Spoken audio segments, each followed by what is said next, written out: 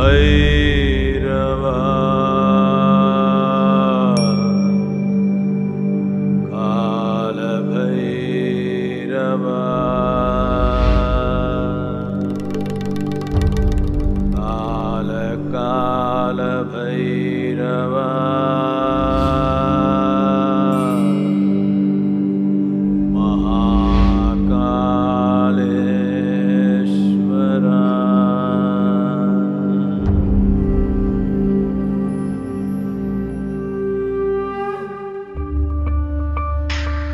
मध्य प्रदेश के मालवा में क्षिप्रा नदी के तट पर हजारों वर्षों से भी पहले से बसी है भारत की सबसे प्राचीन सांस्कृतिक एवं धार्मिक नगरी उज्जैन। अलग अलग सदी में ये अलग अलग नामों से जानी जाती रही है। उज्जैनी, अमरावती, कुशस्थली, कनकश्रृंगा और अवंतिका। अवंतिका नगरी भय को दूर करने वाली, अकाल मृत्यु का योग होता है उसको दूर करने वाली। जितने भी भगवान विष्णु के अवतार हुए हैं, कूर्म अवतार हुए हैं, वराह अवतार हुए हैं, नरसिंह अवतार हुए हैं, राम कृष्ण, सभी अवतार किसी न किसी समय पर अपने अवतार के समय पर अवंतिका में आए हैं। पुराणों में सप्तपुरी यानी 7 मोक्षदायिनी नगरों का वर्णन है, उसमें उज्जैन नगरी भी शामिल है। Ujjain had become a city of devotees. Ujjain भक्तों और ज्ञान के जिज्ञासुओं का नगर था। वो लगभग भारत की दूसरी काशी की तरह हो गया था। प्राचीन काल में उज्जैन में हजारों मंदिर स्थापित किए गए थे, इसलिए उज्जैन को मंदिरों की नगरी भी कहा जाता है। यहाँ महाकाल ज्योतिर्लिंग के अलावा 84 लिंगों में महादेव अलग अलग रूपों में मौजूद हैं। हमारे अवंतिका में शक्तिपीठ है, हरसिद्धि शक्तिपीठ है, जो विक्रम की आराध्य देवी है और कृष्ण की कुल देवी है। प्राचीन काल में ये विक्रमादित्य के राज्य की राजधानी भी थी। यहाँ पर महाकाली हरसिद्धि के रूप में मौजूद हैं।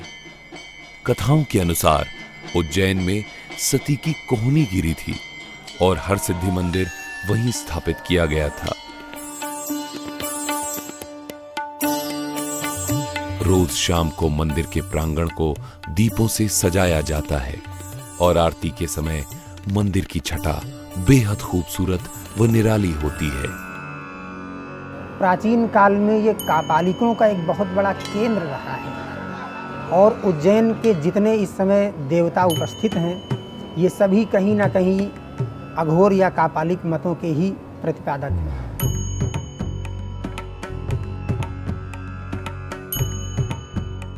काल भैरव, काल भैरव का अर्थ होता है कि जो काल अर्थात समय का भी भरण पोषण करने में सक्षम हो। गढ़ कालिका काली माँ का मंदिर है।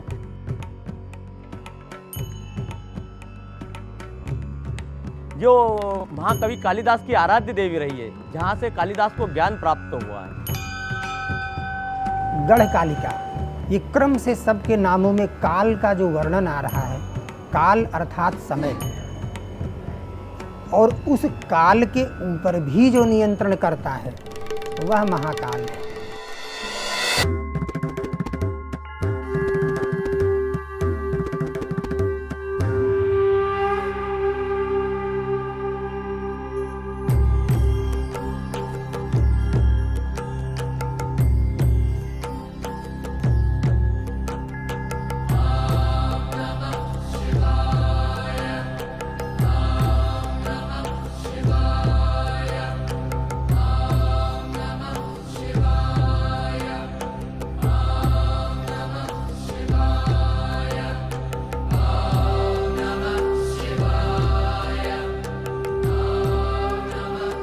दूषण दैत्य का वध करने के लिए और उसके कोप से एक ब्राह्मण बालक को बचाने के लिए भगवान शिव स्वयं प्रकट हुए थे इस जगह पर और उस दैत्य को और उसकी समस्त सेना को यहाँ पर नष्ट कर दिए थे।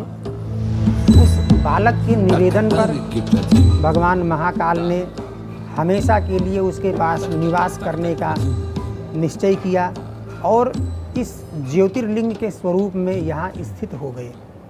तब से यह स्वयंभू ज्योतिर्लिंग यहाँ पर विराजमान है। भगवान शिव देश भर में 12 स्थानों पर ज्योतिर्लिंग के रूप में विराजमान है। उज्जैन में इन्हीं में से एक ज्योतिर्लिंग महाकालेश्वर मंदिर के गर्भगृह में स्थापित है। भगवान शंकर का ये एक पूरा ब्रह्मांड में एक ही शिवलिंग है जो दक्षिणाभिमुख ज्योतिर्लिंग है। दक्षिण दिशा काल की, काल को जिसमें भस्म कर रखा है वो महाकाल है। गर्भगृह में ऊपर सिद्धि यंत्र स्थापित है। महाकाल के बाईं ओर गणेश विराजमान है, दाईं ओर त्रिशूल के पीछे कार्तिकेय और दोनों के मध्य में माता पार्वती।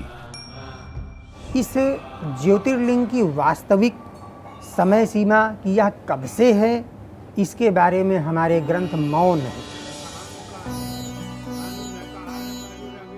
वो कथानक उपलब्ध होता है किंतु समय सीमा का निर्धारण उपलब्ध नहीं होता है। पुराणों के आधार पे हम 5 से 7 हजार वर्ष पूर्व इस मंदिर के निर्माण तक तो पहुंच सकते हैं, लेकिन इस मंदिर के निर्माण के पूर्व यह ज्योतिर्लिंग कब से है, इसके बारे में हमारे ग्रंथ मौन है। क्योंकि आज भी वास्तविक भूतल के नीचे महाकाल जी विराजमान होते हैं।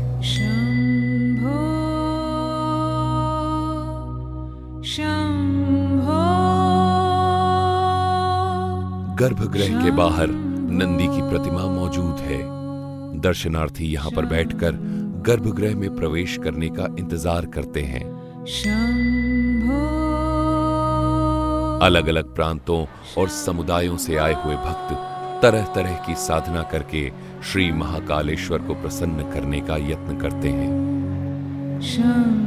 दिन भर पुजारी पूजा अर्चना करते हैं और अलग अलग तरह की आरती समर्पित करते हैं। यहाँ प्रार्थना के बाद अपनी मनोकामनाओं को नंदी के कान में कहने का चलन भी है। इन सब पूजा अर्चना आरती भक्ति के बीच में कई सदियों से विराजमान है Mahakal. What does Mahakala mean? Mahakal का मतलब क्या है? काल शब्द के 2 अर्थ हैं। काल का अर्थ होता है समय और काल का अर्थ अंधेरा भी होता है। समय यानी कि आपके वर्तमान अनुभव में समय का मतलब चक्र होता है, आणविक से लेकर ब्रह्मांडीय तक, एक अणु से लेकर विशाल ब्रह्मांड तक सभी चीजें चक्रों में घूमती हैं। पृथ्वी एक बार घूमती है तो उसे हम एक दिन कहते हैं। चंद्रमा पृथ्वी के चारों ओर एक चक्कर लगाता है तो उसे हम 1 महीना कहते हैं। पृथ्वी सूर्य के चारों ओर घूमती है तो उसे हम 1 साल कहते हैं। नींद और जगने के चक्र, खाने पाचन भूख के चक्र, इस तरह बहुत सारे चक्र हैं। चीजों की चक्रीय गति से ही आपको समय का आभास होता है। अगर चक्रीय गति नहीं होती, अगर सृष्टि में चक्र नहीं होते, अगर भौतिकता नहीं होती तो आपको समय का अनुभव नहीं होता। यानी कि समय भौतिक अस्तित्व के जरिए व्यक्त होता है। भौतिक अस्तित्व एक विशाल अनस्तित्व की गोद में घटित हो रहा है, जिसे अंग्रेजी में स्पेस या अंतरिक्ष कहते हैं। यहां हम उसे काल या अंधकार कहते हैं। हम अंतरिक्ष को अंधकार इसीलिए कह रहे हैं क्योंकि अगर आप प्रकाश को देखना चाहते हैं तो या तो आपको प्रकाश के स्रोत को देखना होगा या किसी ऐसी चीज को जो प्रकाश को रोकती हो, वरना आपको प्रकाश का कोई अनुभव नहीं होगा। आप सूर्य और चंद्रमा को देखते हैं। सूर्य प्रकाश का स्रोत है, चंद्रमा प्रकाश को परावर्तित यानी कि रिफ्लेक्ट करता है। बीच में सब अंधकार है मगर रोशनी गुजर रही है।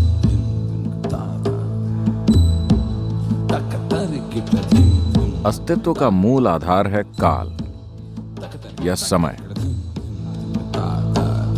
क्योंकि समय के कारण ही स्थान की गुंजाइश है, वरना स्थान का अस्तित्व नहीं होता। नागेन्द्रहाराय त्रिलोचनाय। इसलिए स्पेस को काल या अंधकार कहा जाता है, क्योंकि अंतरिक्ष अंधकारमय है। अगर आप समय का अनुभव करते हैं भौतिकता के परे या भौतिकता की सीमाओं से परे, तो ऐसे समय को हम महाकाल कहते हैं। महाकाल वो गोद है जिसमें सृष्टि के छोटे छोटे कण यहां वहां मौजूद हैं। बाकी सब खालीपन है। इस फैले हुए ब्रह्मांड में करीब 99% खालीपन है। विशाल आकाश गंगाएं चक्कर लगा रही हैं, मगर उनका 99% खालीपन है। इसलिए महाकाल की गोद में ही सृष्टि घटित होती है।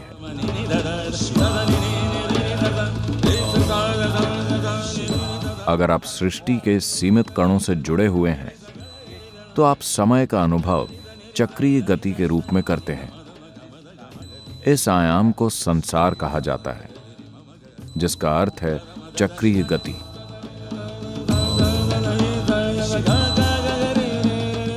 अगर आप इसके परे चले जाते हैं, तो इसे हम वैराग्य कहते हैं,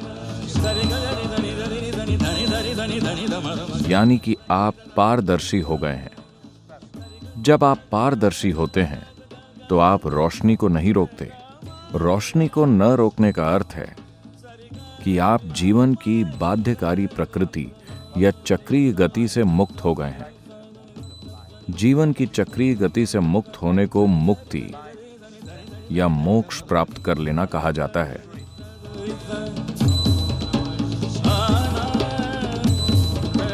इसलिए जो लोग मुक्ति या मोक्ष की इच्छा रखते हैं, उनके लिए यह आयाम, जिसे हम महाकाल कह रहे हैं, बहुत महत्वपूर्ण हो जाता है।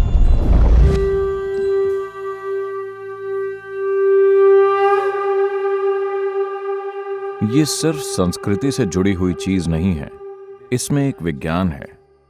उस कृपा क्षेत्र में होने पर, इस महाकाल रूप की मौजूदगी में जब आप वहां जाते हैं, तो सब कुछ खत्म, सब कुछ जलकर राख हो जाता है।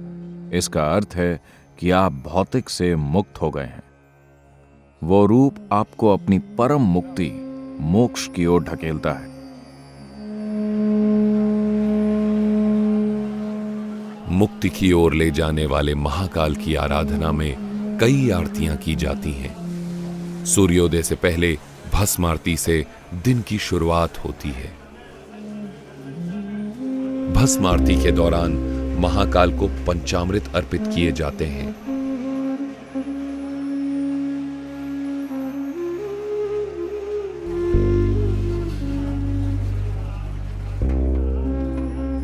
उसके बाद महाकाल का जलाभिषेक होता है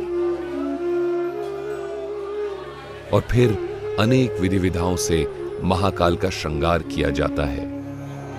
नमामि शमीशान निर्वाण रूपम विभुं व्यापकं ब्रह्म वेद स्वरूपम।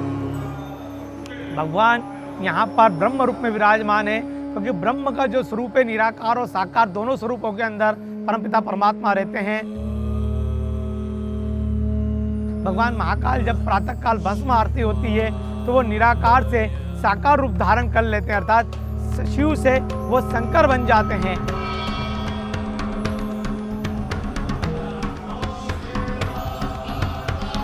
अंत में महाकाल पर भस्म अर्पित की जाती है।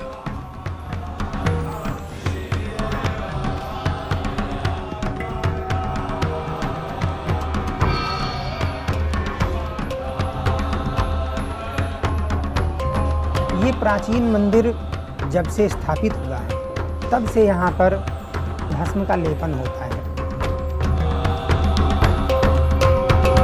और यह क्रिया भगवान महाकाल की प्राचीन समय से सन्यासियों का एक विशेष वर्ग करता आया है।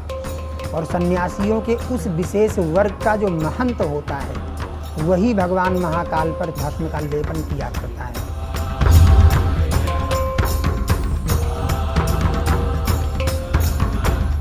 और प्रातःकाल नित्य भगवान महाकाल की भस्म आरती उसी क्रम से करते हैं जिस क्रम से आज के हजारों वर्षों पूर्व होती थी।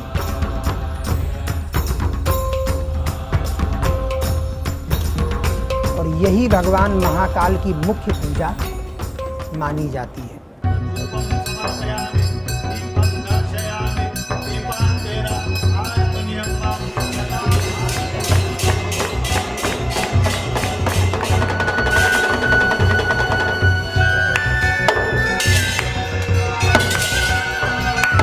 भस्म आरती का समापन प्रचंड अग्नि, डमरू की तीव्र ध्वनि एवं शंख के जोरदार स्वर के साथ किया जाता है।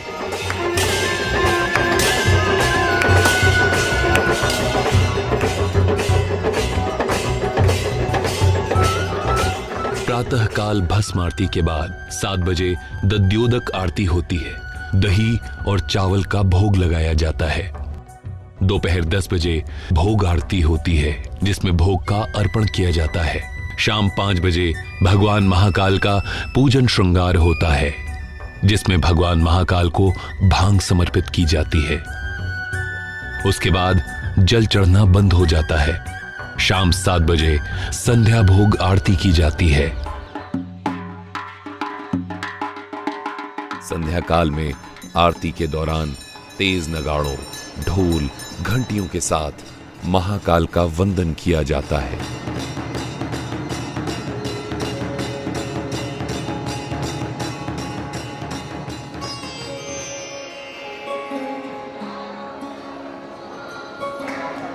जो संध्या आरती होती है, संध्या आरती को मृदंग आरती भी कहा जाता है। तो वो आरती का दिव्य दृश्य ऐसा लगता है कि कोई राजा का मनोरथ हो रहा है। भगवान राजा के स्वरूप में बैठते हैं। अवंतिका के राजा है, ब्रह्मांड के राजा है।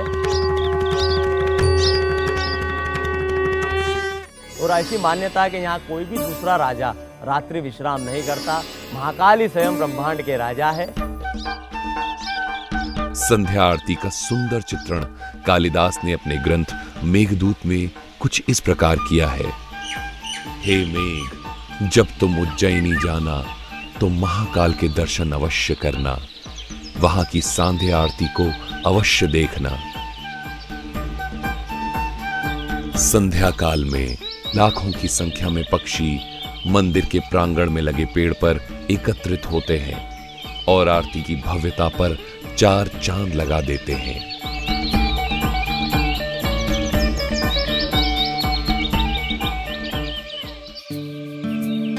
महाकालेश्वर मंदिर में गर्भगृह के अलावा 2 और महत्वपूर्ण हिस्से हैं। सबसे ऊपरी तल पर मौजूद है नागचंद्रेश्वर, जिनके दर्शन केवल नागपंचमी के दिन ही होते हैं, और उसके नीचे मंदिर के पहले तल पर ओंकारेश्वर रूप में शिव विराजमान है।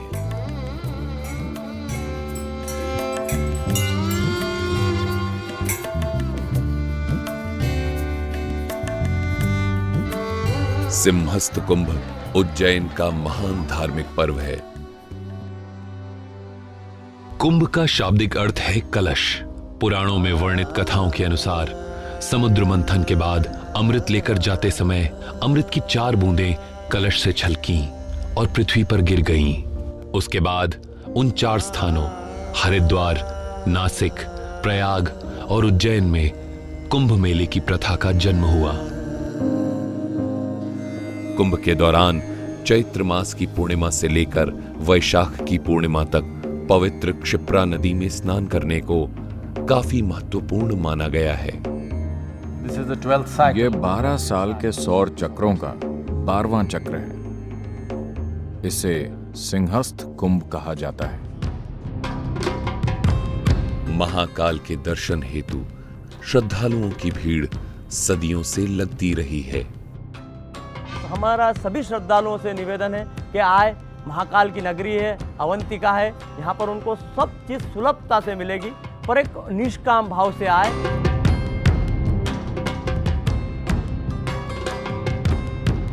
शास्त्रों के अंदर भगवान शिव के चरण स्पर्श का महत्व, अर्थात भगवान शिव के चरणों में स्पर्श है, ना कि लिंग पे स्पर्श है। दूर से ही भगवान शिव को भी यदि नमस्कार कर लेता है, दूर से यदि भगवान शिव को किसी जल पात्र के माध्यम से भगवान पर जल चढ़ा देता है तो भगवान महाकाल के ऊपर जल चढ़ता है। यह भावना लेकर आए। भगवान के ऊपर जो जल चढ़ रहा है, जल लेने की प्रथा, जो निर्माल्य से लेने की प्रथा है, वो जलाधारी से है। कुछ लोग श्रद्धालु भगवान का जो कलश चढ़ रहा है उसमें से जल लेते हैं, वो गलत है। भगवान महाकाल को मस्तक नहीं लगाना चाहिए, उनको या तो जलाधारी में स्पर्श करे वो। दूसरा, मंदिर की एक मर्यादा है, उसका पालन करें। अपनी जो भी शासन के द्वारा जो व्यवस्था बनी हुई है उस व्यवस्था का पालन करें।